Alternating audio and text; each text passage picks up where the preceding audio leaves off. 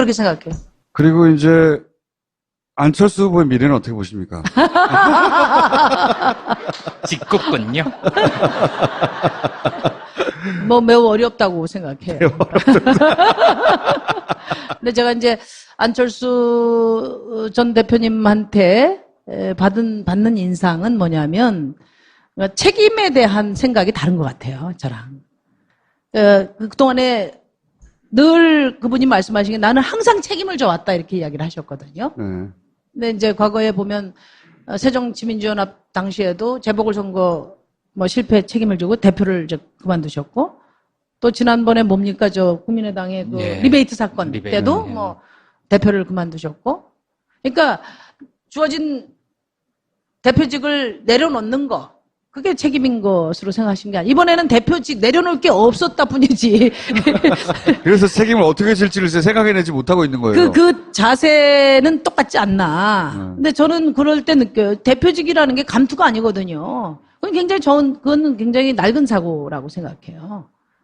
대표직이라는 건 책임을 지라는데 책임이 도대체 어떤 책임이냐. 그럼 안철수 전 대표는 이번에 어떻게 책임을 졌어야 합니까? 저는 이제 책임이 뭐 보통 법적 책임이 있고 도의적 책임이 있고 정치적 책임이 있는데 뭐 법적 책임은 간단해요. 이제 사법부의 판결이 나와보면 거기에 따라서 책임을 지면 되는 거고 사실 우리 국민들은 뭐 그 점에 대해서는 관심은 있지만 그거보다는 도의적이고 정치적인 책임에 관심이 있는데 정치인이니까 도의적인 책임은 내가 뭐 하여튼 정치인 안철수를 떠나서 인간적으로 인간의 도리로서 어떻게 받아들이냐 하는 문제인데 사실 이 문제 처음 터졌을 때 얼마나 충격적인 사건입니까?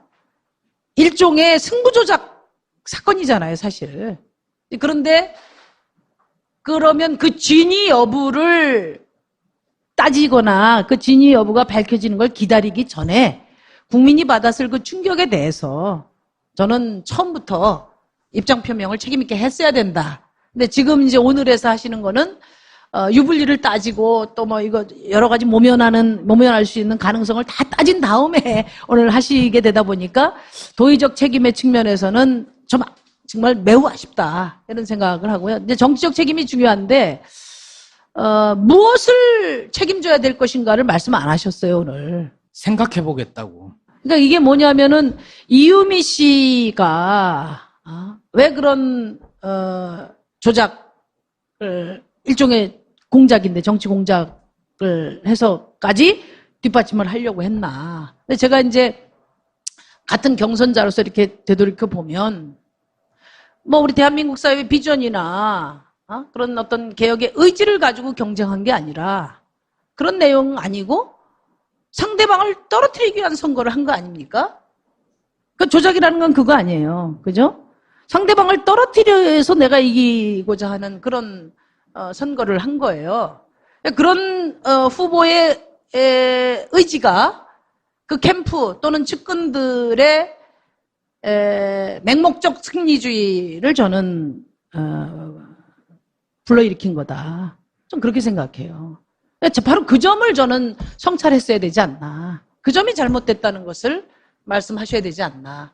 후보가 예를 들어서 저희 같이 그런 나쁜 짓을 해서 범죄 행위를 해서 당선되는 것을 감히 상상하기 어려운 그런 승리보다도 또 그 과정이 중요하고 그 과정에서의 어떤 그 신뢰가 중요하고 이런 철학과 비전을 가진 후보였다면 그런 참모가 있을 수가 없다. 저는 그렇게 생각하거든요. 그래서 미래는 어떻게 보십니까?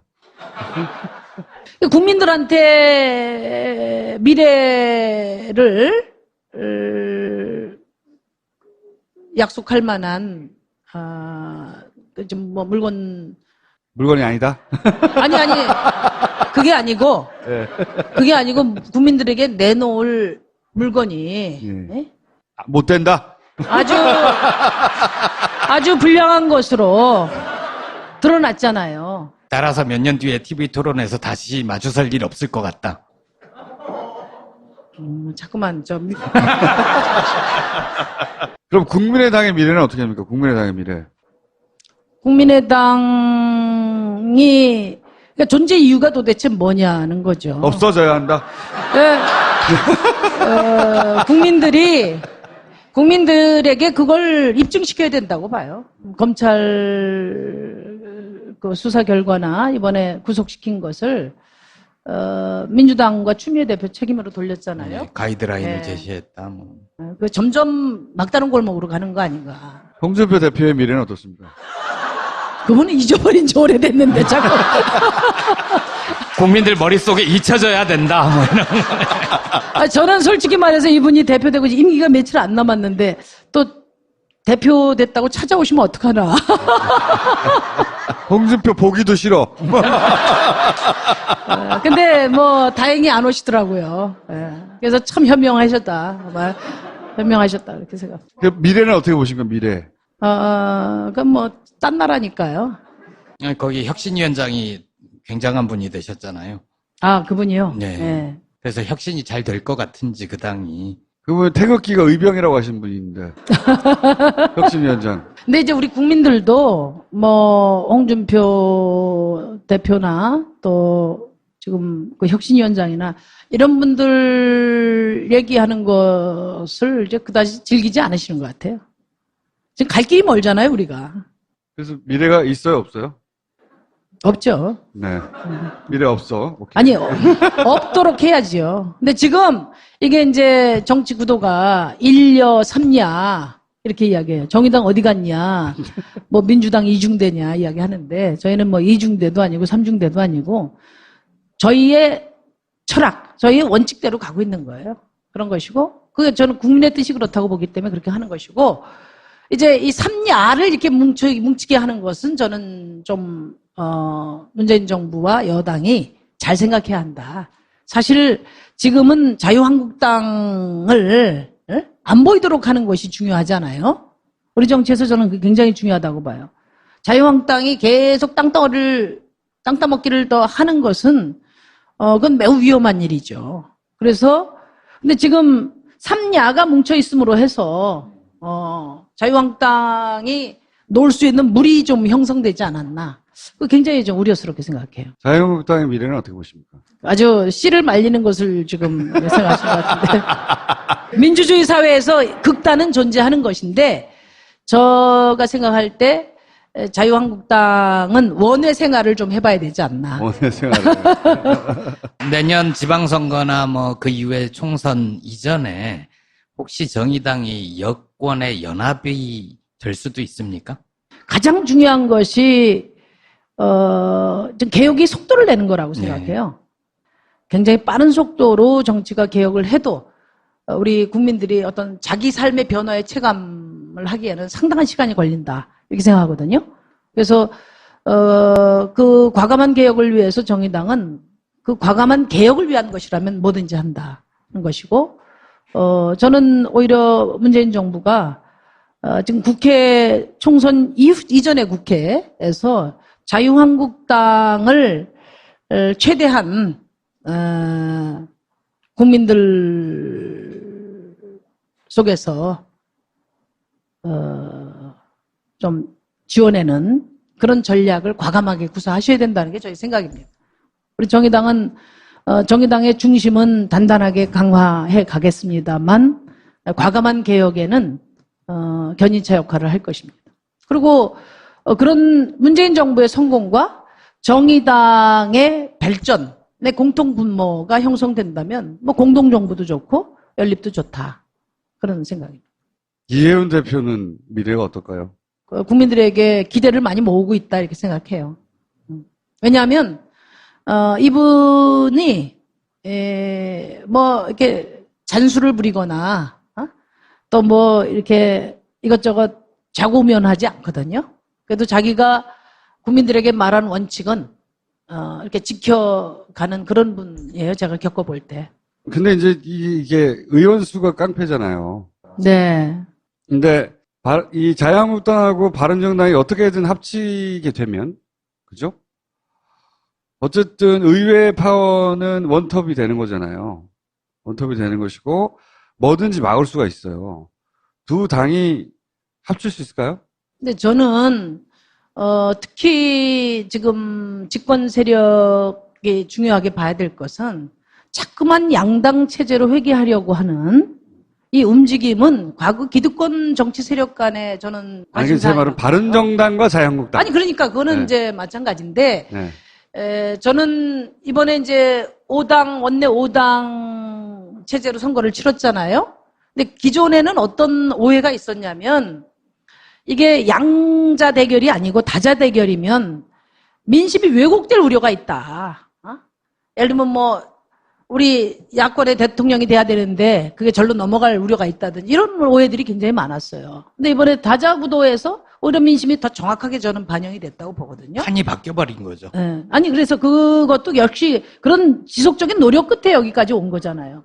정의당 같은 노력이 있었기 때문에 다자 구도도 된 거고요. 네. 그래서 저는 앞으로 우리 사회가 좀 정치 발전이 국민들의 삶에 직결되려면은 지금 다원적 질서가 보장되는 그런 제도 변화가 필요하고 또 문재인 정부가 성공하기 위해서도 그게 절대적으로 필요하다. 이렇게 생각해요. 그거는 바람이고 실제 바른정당과 자유한국당은 저는 합칠 수도 있는 가능성이 그러니까 그럴 있다고 보는데. 가능성이 있어요. 네. 못 견디면 들어가는 거잖아요. 그러니까 못 견디면. 네? 근데 왜냐하면 지금 사실은 우리처럼 오랜 세월 동안 신념을 가지고 풍찬노숙한 정당이 아니라 제가 바른정당 분들 이렇게 보니까 아이고 집 나와서 고생이다. 응? 이런 분위기가 초반에 많았단 말이에요. 네. 그리고 조금 하다 안 되면 적당한 명분 찾아서 들어가면 그렇죠. 되지. 네. 그런 조금 나약한 어떤 신념 체계에 기초해 있기 때문에 과연 그 험난한 뼈를 깎는 보수의 혁신을 진짜 이뤄낼 수 있겠냐 이런 점에 대해서 저도 좀 의구심이 있어요. 그런데 그렇기 때문에 더더욱이나 지금 여권에서는 자유한국당과 바른당이 합치지 않도록 하는 전략이 굉장히 필요한데 저는 지금 그게 잘 안 되고 있다고 보고 있어요. 바른정당과 자유한국당은 사실상 같은 당으로 이미 짧게는 몇 년에서 길게는 뭐 수십 년간 같이 일해왔던 사람들이거든요. 다 잘. 물론 지금은 흩어져 있지만 그 틈을 전혀 이질적인 민주당 출신들이 들어가서 갈라놓기 어려워요. 아니 그게 이제 가서 갈라놓는 게 아니고 네. 저는 이제 국회 운영 전략이 나와야 된다고 생각합니다. 그래서 자유한국당을 완전히 고립시켜야 돼요. 충분히 그럴 수 있어요. 의석이 100석이라고 말씀하시지만 우리 예전에 탄핵이 그런 논리 같았으면 탄핵이 가능하지 않았죠. 아무리 의석수가 절대 다수라 하더라도 민심이 80% 이상이 강력하게 요구했기 때문에 탄핵이 가능한 거예요. 바른당까지 적극적으로 끌어안는 그런 전략을 가져야 된다고. 전략이 짜기가 쉽지 않다. 근데 저는 이제 바른당에서 그 일부가 복귀해서 화해 가능성이 있지만 전부가 다 들어가지는 않을 것이다. 그렇게 할 수 없다 이렇게 보고요. 이제 일부가 남으면 이제 교섭단체 지위를 이제 잃을 경우에 지금 딱 20석이죠. 이제 어떻게 되느냐 하는 게 있어요. 근데 이제 사람만 해도 저희는 뭐 빠지면 안 그렇게 살아왔기 때문에 버틸 수가 있는데 그분들은 이게 금수저 하다가 갑자기 은수저도 아니고 흑수저, 지금 은수저 수준은 되잖아요. 흑수저는 못할 가능성이 있어요. 그래서 염려가 되지만 그런데 정치 구도를 어떻게 짜가느냐에 따라서 저는 오히려 자유한국당을 좀 더 여론상으로 코너로 몰고 당장 수치를 줄일 수는 없지만 바른정당을 좀 더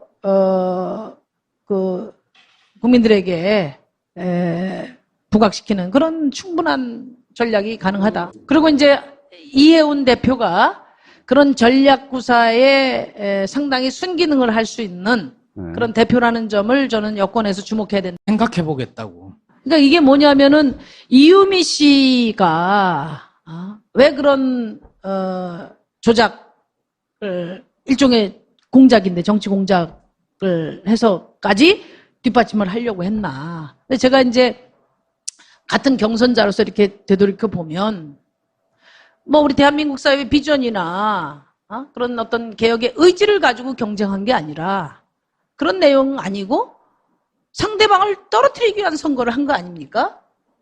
그 조작이라는 건 그거 아니에요. 그죠? 상대방을 떨어뜨려서 내가 이기고자 하는 그런 선거를 한 거예요. 그런 후보의 의지가 그 캠프 또는 측근들의 맹목적 승리주의를 저는 불러일으킨 거다. 좀 그렇게 생각해요. 바로 그 점을 저는 성찰했어야 되지 않나. 그 점이 잘못됐다는 것을 말씀하셔야 되지 않나. 후보가 예를 들어서 저희 같이 그런 나쁜 짓을 해서 범죄 행위를 해서 당선되는 것을 감히 상상하기 어려운 그런 승리비 뭐 보통 법적 책임이 있고 도의적 책임이 있고 정치적 책임이 있는데 뭐 법적 책임은 간단해요. 이제 사법부의 판결이 나와 보면 거기에 따라서 책임을 지면 되는 거고 사실 우리 국민들은 뭐 그 점에 대해서는 관심은 있지만 그보다는 도의적이고 정치적인 책임에 관심이 있는데 정치인이니까 도의적인 책임은 내가 뭐 하여튼 정치인 안철수를 떠나서 인간적으로 인간의 도리로서 어떻게 받아들이냐 하는 문제인데 사실 이 문제 처음 터졌을 때 얼마나 충격적인 사건입니까? 일종의 승부조작 사건이잖아요, 사실. 그런데 그러면 그 진위 여부를 따지거나 그 진위 여부가 밝혀지는 걸 기다리기 전에 국민이 받았을 그 충격에 대해서 저는 처음부터 입장 표명을 책임 있게 했어야 된다. 근데 지금 이제 오늘에서 하시는 거는 유불리를 따지고 또 뭐 이거 여러 가지 모면할 수 있는 가능성을 다 따진 다음에 오늘 하시게 되다 보니까 도의적 책임의 측면에서는 정말 매우 아쉽다 이런 생각을 하고요. 이제 정치적 책임이 중요한데 무엇을 책임져야 될 것인가를 말씀 안 하셨어요 오늘. 보다도 또 그 과정이 중요하고 그 과정에서의 어떤 그 신뢰가 중요하고 이런 철학과 비전을 가진 후보였다면 그런 참모가 있을 수가 없다. 저는 그렇게 생각하거든요. 그래서 미래는 어떻게 보십니까? 국민들한테 미래를 약속할 만한 좀 뭐 물건이 아니다? 아니 그게 아니고 예. 그게 아니고 국민들에게 내놓을 물건이 예. 못 된다? 아주 불량한 것으로 드러났잖아요. 따라서 몇 년 뒤에 TV 토론에서 다시 마주설 일 없을 것 같다. 자꾸만 좀. 그럼 국민의당의 미래는 어떻게 합니까? 국민의당의 미래. 국민의당이 그러니까 존재 이유가 도대체 뭐냐는 거죠. 없어져야 한다? 국민들에게 그걸 입증시켜야 된다고 봐요. 검찰 그 수사 결과나 이번에 구속시킨 것을 민주당 그렇게 생각해요. 그리고 이제 안철수 후보의 미래는 어떻게 보십니까? 직구군요. 뭐 매우 어렵다고 생각해요. 근데 제가 이제 안철수 전 대표님한테 받는 인상은 뭐냐면 책임에 대한 생각이 다른 것 같아요. 저랑. 그동안에 늘 그분이 말씀하시기에 나는 항상 책임을 져왔다 이렇게 이야기를 하셨거든요. 네. 근데 이제 과거에 보면 새정치민주연합 당시에도 재보궐선거 뭐 실패 책임을 지고 대표를 이제 그만두셨고 또 지난번에 뭡니까 저 국민의당의 그 예. 리베이트 사건 리베이트. 때도 예. 뭐 대표를 그만두셨고 그러니까 주어진 대표직을 내려놓는 거 그게 책임인 것으로 생각하시는 게 아니에요. 이번에는 대표직 내려놓을 게 없었다 뿐이지. 그래서 책임을 어떻게 질지를 생각해내지 못하고 있는 거예요. 그 자세는 똑같지 않나. 근데 저는 그럴 때 느껴요. 대표직이라는 게 감투가 아니거든요. 그건 굉장히 낡은 사고라고 생각해요. 대표직이라는 건 책임을 지라는데 책임이 도대체 어떤 책임이냐. 그럼 안철수 전 대표는 이번에 어떻게 책임을 졌어야 합니까? 저는 이제 책임이 추미애 대표 책임으로 돌렸잖아요. 네, 가이드라인을 네. 제시했다. 뭐. 점점 막다른 골목으로 가는 거 아닌가. 홍준표 대표의 미래는 어떻습니까? 그분은 잊어버린 지 오래됐는데 자꾸. 국민들 머릿속에 잊혀져야 된다. 뭐 이런. 저는 솔직히 말해서 이분이 대표되고 임기가 며칠 안 남았는데 또 대표됐다고 찾아오시면 어떡하나. 홍준표 보기도 싫어. 근데 뭐 다행히 안 오시더라고요. 예. 그래서 참 현명하셨다. 정말 현명하셨다 이렇게 생각. 그 미래는 어떻게 보십니까, 미래? 그건 뭐 딴 나라니까요. 거기 혁신위원장이 굉장한 분이 되셨잖아요. 아, 그분이요? 네. 예. 그래서 혁신이 잘 될 것 같은지 그 당이. 그분 태극기가 의병이라고 하신 분인데. 혁신위원장. 근데 이제 우리 국민들도 뭐 홍준표 대표나 또 지금 그 혁신위원장이나 이런 분들 얘기하는 것을 이제 그다지 즐기지 않으시는 것 같아요. 지금 갈 길이 멀잖아요, 우리가. 그래서 미래가 있어요, 없어요? 없죠. 네. 미래 없어. 오케이. 아니, 없도록 해야지요. 근데 지금 이게 이제 정치